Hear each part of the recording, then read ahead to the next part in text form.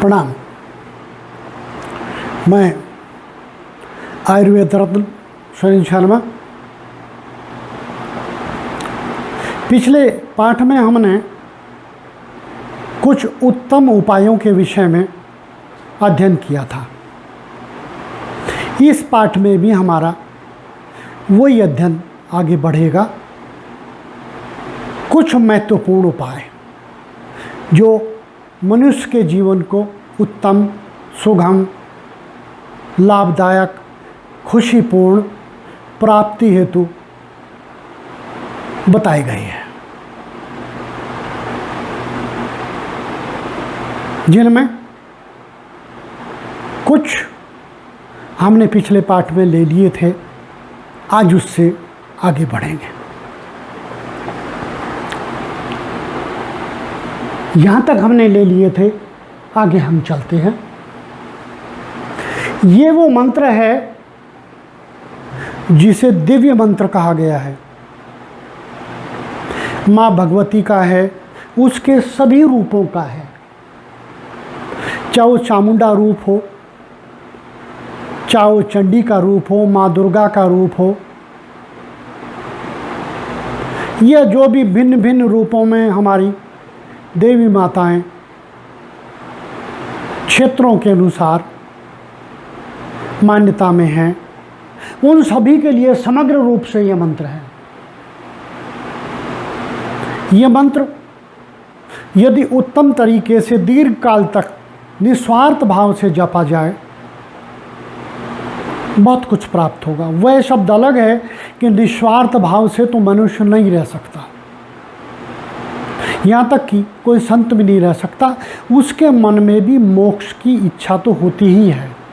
फिर भी हम लोभ विहीन होकर के, धन प्राप्ति की इच्छा ना होकर के, सुख शांति के लिए ही, अपने उत्तम जीवन साथी की प्राप्ति के लिए, घर में संपन्नता के लिए, अपने बच्चे की उत्तम शिक्षा के लिए इच्छा रखते हुए यदि इस मंत्र का हम 1.25 लाख जाप करें और 1.25 लाख जाप पूर्ण होने के उपरांत इसी मंत्र से हम लगातार 5 दिन हवन करें। क्यों? क्योंकि एक दिन में व्यक्ति 5 से 6 घंटे नहीं बैठ पाएगा, आसान नहीं होता।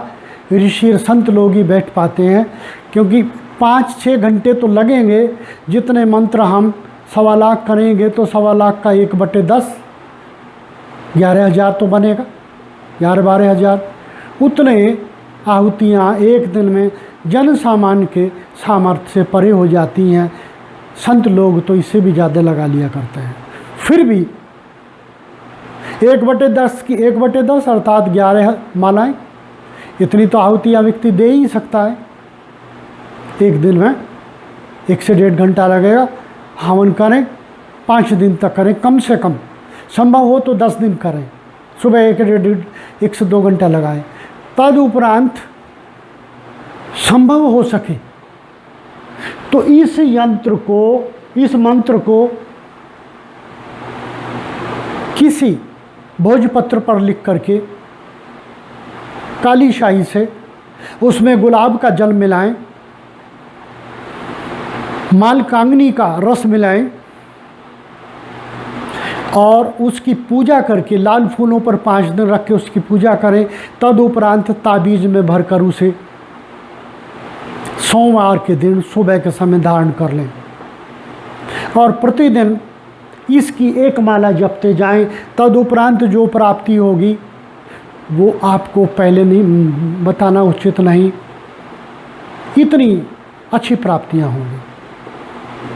ऐसा नहीं कि जो व्यक्ति प्रभु कृपा से मोची का काम कर रहा है उसके किला छीना जाए, ये तो संभव नहीं है, कल्पना से परे। परंतु उसकी आयु दुगनी चौगनी तो हो ही जाएगी, उसके घर में खुशी आ जाएगी, किसी उत्तम पुत्र का या उत्तम पुत्री का जन्म हो जाएगा, उसके बच्चे को रोज़गार मिल जाएगा। इस प्रकार की खुशी उसको प्राप्त अवश्य होगी।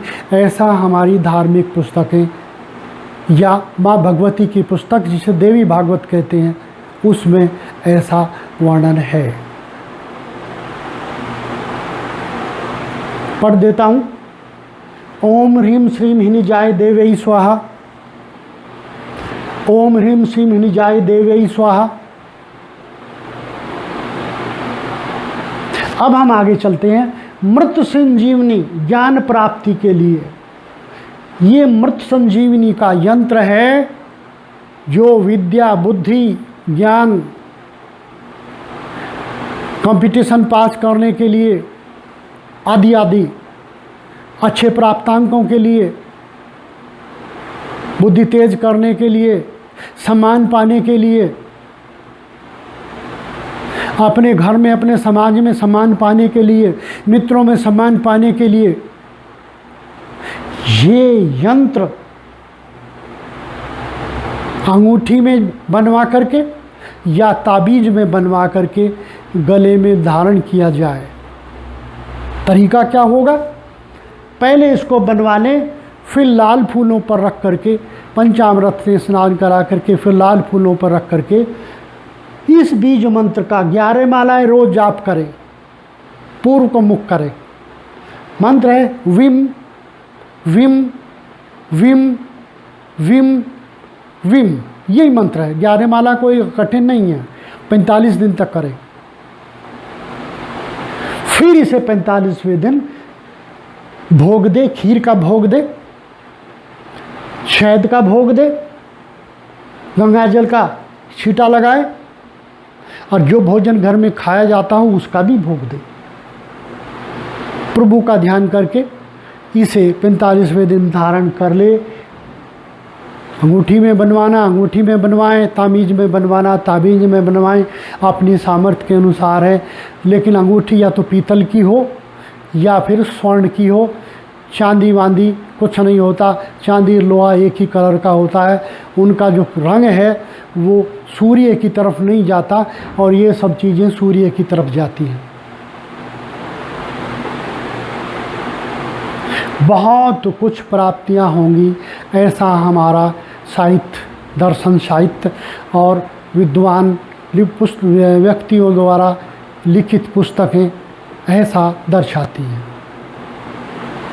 आगे चलते हैं। भगवान शिव का वह मंत्र जो अनेक ग्रहों के बुरे फलों द्वारा भोगे जाने वाले कष्टों के निवारण हेतु लिखा गया है। राहु से प्राप्त कष्ट, शनि से प्राप्त कष्ट, पीड़ित बुध से प्राप्त कष्ट, पीड़ित मंगल से प्राप्त कष्ट और पीड़ित सूर्य से प्राप्त कष्ट। सूर्य कैसे पीड़ित होगा? यदि उस पर सप्तम दृष्टि से शनि या राहु की दृष्टि हो जाए या शनि या राहु उसके साथ हो जाए तो सूर्य पीड़ित हो जाएगा। उस स्थिति में भगवान शिव की आराधना किए बिना कष्ट निवारण संभव नहीं है और उसके लिए बहुत उत्तम उच्च कोटि का मंत्र लिखा गया है पुस्तकों में।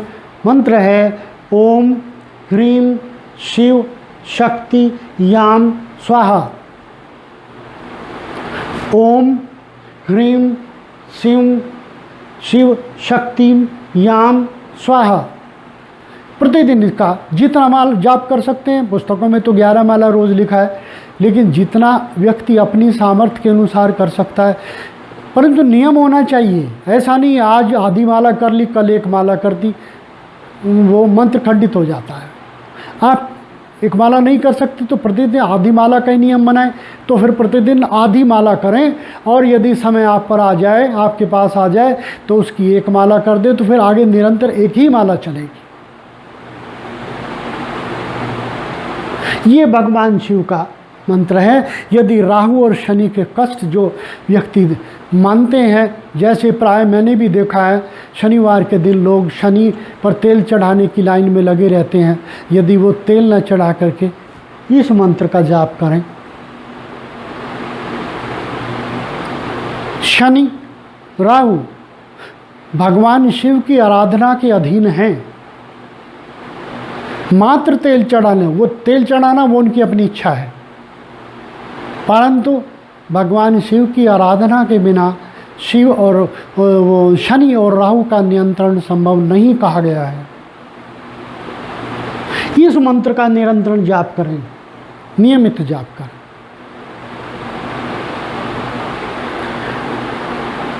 इसके उपरांत यदि कोई भूत प्रेत आदि की चपेट में पूरी तरह आ चुका है, मुक्ति चाहता है, तांत्रिकों के पास जाने से भी उसको छुटकारा नहीं मिल पा रहा है, तब विद्वानों द्वारा लिखी गई एक पुस्तक है क्रोडीस तंत्र। उसमें वर्णित एक रक्षात्मक कवच है। उस रक्षात्मक कवच का निरंतर पाठ करें, 5 बार तो रोज करें, अथवा उसमें लिखित प्रथम मंत्र का प्रतिदिन संभव हो सके तो 11 माला, अन्यथा 1 माला तो अवश्य नियम बना करके संध्या काले रात्रि के समय जाप करें। काले कपड़े ना पहने, रात्रि में कभी पूजा ना करें। और वो मंत्र है ओम कालिका घोर रूपाद्या सर्व काम प्रदा शुभा सर्वदेव स्तुता देवी शत्रु नाशनी करो तुम्हें। फिर पढ़ देता हूँ। ओम कालिका घोर रूपाध्या सर्व काम प्रदा शुभा सर्वदेव स्तुता देवी शत्रुनाशम करो तुम्हें। मैं इन मंत्रों को मौखिक रूप से भी बोलकर बता सकता था, लेकिन जन सामान्य उन्हें याद रख पाता या न रख पाता मेरी कल्पना से परे था कि शायद किसी को इनका उत्तम प्राप्ति न हो पाएगी। व्यक्ति आसानी से सुन के यदि उसे लिख भी ले तो लिखने में अशुद्धियाँ प्राय हो जाया करती हैं। संस्कृत ये गूढ़ संस्कृत है, इसलिए मैंने बहुत प्रयत्न करके इन सब को लिखा और इस लेसन को प्रस्तुत करने के लिए मैंने 2 से ढाई घंटे पहले तैयारी की ताकि जन सामान्य का भला हो। सबको लिखा। यदि मैं मौखिक रूप से बताता व्यक्ति को याद नहीं रहता। जैसे ओम ह्रीम श्रीम हिनिजाय देवे स्वाहा, अब इसे मैं मौखिक बोल रहा हूँ तो व्यक्ति लिख नहीं पाएगा आसानी से, इतनी शीघ्रता से, और जब लिख नहीं पाएगा तो उसका उपयोग भी नहीं हो पाएगा। लिहाजा मैंने इन सबको जनहितार्थ लिखा। कौन किसके लिए है वो मैं वर्णन दे ही रहा हूँ कि ये भगवान शिव के लिए है, शनि राहु के लिए, काले कष्टों के लिए, और ये उसके लिए है जो कोई भूत प्रेत आदि के चपेट में आ गया है। क्यों? क्योंकि ये तांत्रिक मंत्र है, तंत्रों की पुस्तक से लिया गया मंत्र है। सभी भूत प्रेत आदि को निपटा देगा। जब इसका 1.25 लाख जाप हो जाए, अंतिम दिन इसका जितना संभव हो सके 1 माला, 5 लाख माला, 11 माला हवन कर ले। हवन सामग्री में तेल डलेगा, काली सरसों डलेगी, काले आसन पर बैठकर किया जाएगा, रात्रि में किया जाएगा। अपने सिर पर से सामग्री को इस प्रकार से उतारे मंत्र बोलते हुए और मंत्री में आहुति दे दे। कोई भूत प्रेत नहीं बचेगा, सब भाग जाएंगे छोड़ करके। किसी को शक है, कोई पीड़ित है तो करके आजमा ले। पुस्तकों में तो वर्णित है, विश्वास लेना है तो मेहनत करें। अब इन सब के उपरांत एक यंत्र भी मैंने दिया है। यंत्र जिसे व्यक्ति अपनी अंगूठी यह ताबीज़ में तो नहीं बनवा सकता, बड़ा है। फिर क्या करे, एक चौकोर लकड़ी की दफ्ती बनवाए, बहुत सुंदर घड़वाए उसे, उस पर सफ़ेद पेंट करे, किनारी के चारों तरफ लाल पेंट करे। तदुपरांत उस चौकोर फट्टी पर, दफ्ती पर इस प्रकार से 16 चौकोर खाने लिए हुए एक रचना करे। ध्यान रहे ये जो चौकोर हैं, जितनी लंबाई इधर होगी उतनी ही लंबाई नीचे को होगी, क्योंकि इन खानों का आकार बराबर होता है, स्क्वायर रूप में, वर्गाकार रूप में हुआ करता है, जितनी लंबाई उतनी चौड़ाई। इसलिए यदि ये 16 सेंटीमीटर होगा तो ये भी 16 ही सेंटीमीटर होगा। समान खाने बने। इन समान खानों को ये अक्षर इसमें वर्णित करे। प्रथम में 8, 6, 14, 4, 15, 3, 9, 5, 2, 12, 8, 10, 7, 11, 1, 13।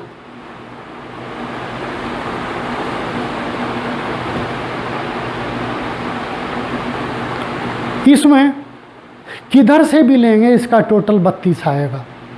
7 और 11 18 और 19 और 13 32, 8 15 और 8 23 और 2 25 और 7 32। जिधर से भी लेंगे ऐसे लेंगे।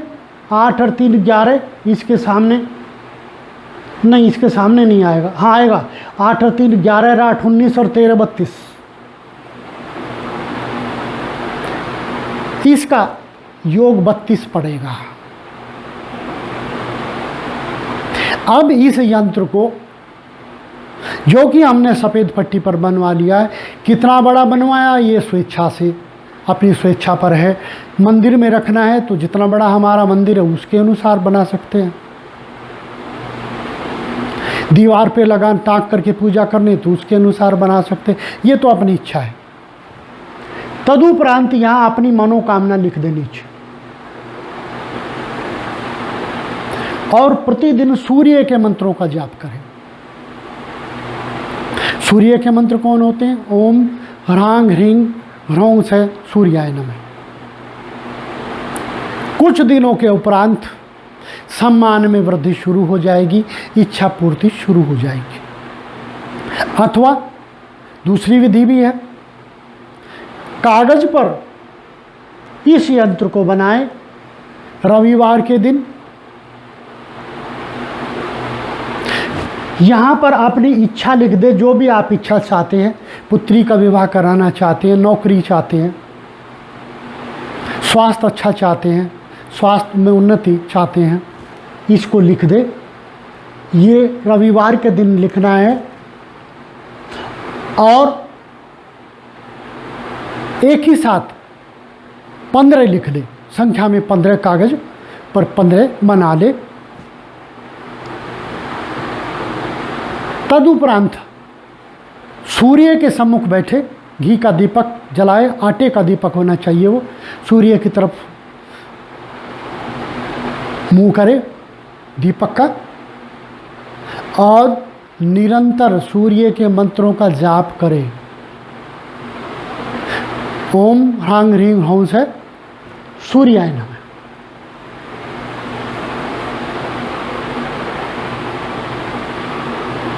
ऐसा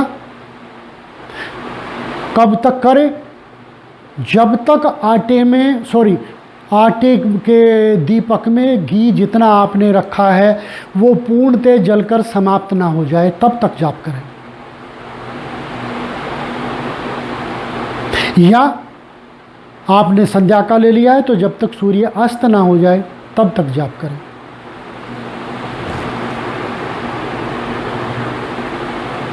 सूर्य के मंत्रों का जाप ना करें तो इस मंत्र का जाप करें। ओम ह्रीं ह्रंग से। सूर्य का मंत्र आसान है, ये उत्तम है, थोड़ा कष्टकारी है लेकिन उत्तम ज़्यादा है। ओम ह्रीं ह्रंग से, ओम ह्रीं हंग से, ओम ह्रीं ह्रंग से निरंतर जाप करें जब तक पूरा घी समाप्त ना हो जाए आटे का और दीपक समस्त ना हो जाए। आपने कितना घी लिया है यह आपकी इच्छा पर निर्भर करता है। फिर इसको रोल कर ले इस तरीके से और सूर्य की तरफ मुंह करते हैं माचिस से उस रोल को एक तरफ से जला दें। एक तरफ से जलना शुरू होगा, जलता जाएगा, नीचे गिर जाएगा, संपूर्ण जल। ऐसा 15 रविवार करें। ध्यान रहे ये सूर्यास्त के आसपास नहीं होता कभी भी, सूर्य में होता है, सूर्य की उत्तम रोशनी में होता है। सूर्य देव आप पर कृपा करेंगे और आपकी इच्छा पूर्ण होगी, ऐसा पुस्तकों में वर्णित है। इस प्रकार आज का पाठ पूर्ण हुआ। जो उत्तम उपाय मेरे संग ध्यान में आए मैंने लिखे, वर्णित किए। भविष्य में और कुछ उपाय कभी फिर लूँगा, इसके उपरांत तो फिर फलित चलेगी। प्रणाम।